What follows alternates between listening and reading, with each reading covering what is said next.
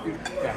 So here we are at Sharon's Cafe in Corvallis, Oregon. Easter Sunday breakfast. We got the chicken fried steak skillet.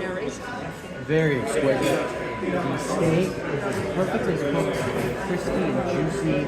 Masterpiece. We got these beautifully cut like these country potatoes. These wonderful eggs and vegetables also to perfection. The eggs are perfect. The texture of the eggs are perfectly symmetrical, perfectly chemically immaculate. And the gravy ties everything together with a very nice, creamy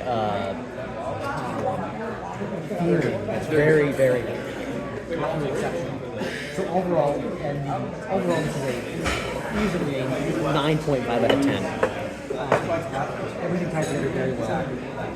And also the toast, perfection, sourdough, free butter, which is always a plus. The jam is very, very well, very exquisite. Good cup of coffee. Amazing meal.